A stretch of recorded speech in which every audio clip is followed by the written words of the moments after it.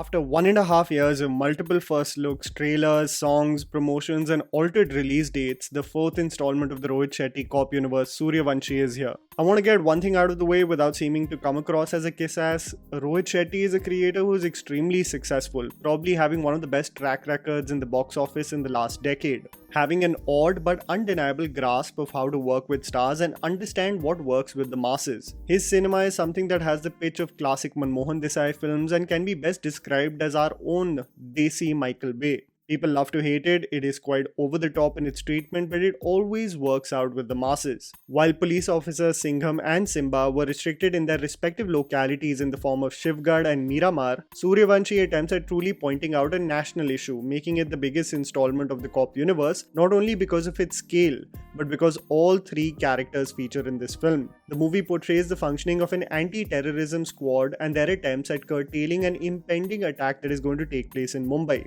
Referencing the several attacks that the capital of Maharashtra has been marred with in its history, there is an abundance of leftover RDX that is found, hinting at the gruesome scale at which the terrorist attack is going to happen. The film specifically also wants to reiterate how injustice and atrocities often lead to individuals taking up arms or joining the system to better its functioning. The specific focus on the role of responsible Indians, irrespective of their religion, caste, or creed. I just want to also make clear that I'm going to be reviewing this film while knowing the pitch of it and who it is catered to. It would be ignorant of me to judge it with the lens of cinema that is more subtle, nuanced, or understated, because that is anyway not Rohit Shetty's target audience or intention. Is the film going to mark the return of commercial Bollywood that will cause mayhem at the box office? Are we finally receiving mass commercial cinema that we missed in theatres? I have to also say that I was in an empty PVR because until late evening of yesterday, the film producers and distributors still had a stalemate of what would be the revenue share between both, leading to advance bookings of certain multiplexes not even starting until 9 PM in certain cases yesterday. So the opening numbers of Sooryavanshi, expected to be around 25 crores, just tells you how much it could have been if all things went well.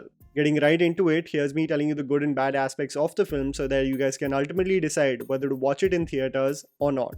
The underwhelming aspects. The trailer. I have to say that the Sooryavanshi trailer still boggles my mind on how much it gave away through its first look. I mean, it is no joke that a 4-minute 15-second trailer is somewhat of an overkill. This is anyway a tendency with commercial Bollywood cinema where there is an incessant need to over-explain and indulge the viewer. So much so that you are expecting every beat of the film when you are in the theatre. From the case at hand, even the mass entries of Ranveer Singh and Ajay Devgn, I genuinely wish from next time Shetty keeps some of these prominent scenes away from the first look so that they can be left to be experienced in the theatre. That magic just hits different. Credit where credit is due. You have to also realize that the storylines of Rohit Shetty's cop universe are not original in any way. It's just that the director is a master at adapting these stories perfectly in the Hindi language and packaging it like a commercial potboiler. The first Singham was a remake of the Tamil film starring Surya. Singham Returns takes massive inspiration from the Malayalam film Eklavyan, and Simba was a remake of Temper. Credit should be given to the original makers for providing the campus for a creator like Rohit Shetty to fly and prosper.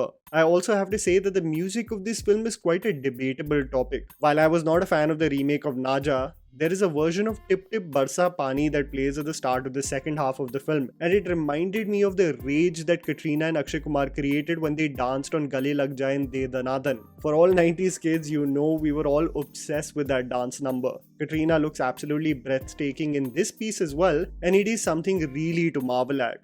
Does it make sense from a storyline perspective? Not at all, but let's get to that now. Female leads in Rohit Shetty films. The common quotient in Rohit Shetty's cop universe is that the women are almost inconsequential. There is nothing other than them playing second fiddle to the male leads to come in and out of songs and then disappear in the background. I have to say that Katrina does really try in this film. She has a convincing scene, a snippet of which you saw in the trailer, where she reprimands Akshay Kumar's character for putting their family at risk. But it would be foolish for anyone to state that her role is of any more significance than just the romantic track that gives viewers a break from the case at hand. She looks beautiful, dances extremely well, but that's about it. At least she has more of a personality than characters written for Sara Ali Khan, Kajal Agarwal and Kareena Kapoor, but their existence is almost immaterial to the grand scheme of things in Rohit Shetty's cop universe.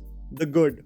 Creative choice of villain. What I love about this film, especially in the Rohit Shetty cop universe, is that Shetty took the creative route of showcasing a more realistic and convincing antagonist rather than the animated villain he is known of showcasing in his stories. Whether it be the hilarious performance of Prakash Raj in the first Singham or the funny back and forth between Simba and Sonu Sood's character, there was almost always an expectation of hilarious scenes between the hero and the villain. In this case, however, the antagonists and their goals are paramount, so the stakes actually become higher and more serious in this case, something that I felt was refreshing compared to Rohit Shetty's previous films. For the same, actors like Jackie Shroff, Abhimanyu Singh, Nikitan Dheer really put forth great performances. Out of all of them, however, I think Kumud Mishra stands out the most, having the most emotional scene acted out perfectly by the legend as he is confronted by the anti-terrorism squad.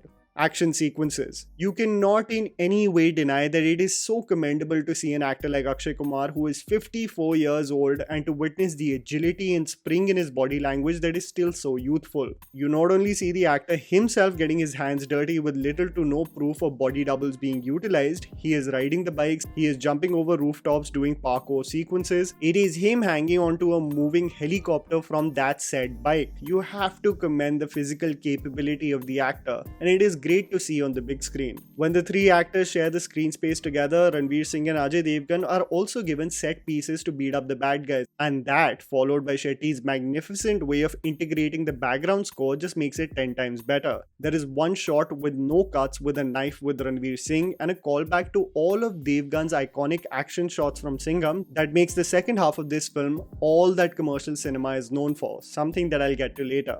Mass moments. Before I get to raving about Shetty and this film, I have to say that it is not as funny as I expected. There is this long-running gag in the film of Akshay Kumar's character forgetting names all the time, and that carries on far too long, and it doesn't really generate hysterical laughter in theaters. It does become hilarious when all three actors are together. This is not in any way, as was advertised through the trailer, a three-actor-led film. This is out and out an Akshay Kumar movie. Rohit Shetty gets a lot of hate online for his kind of cinema, but you can hate the player, but you can't hate the game.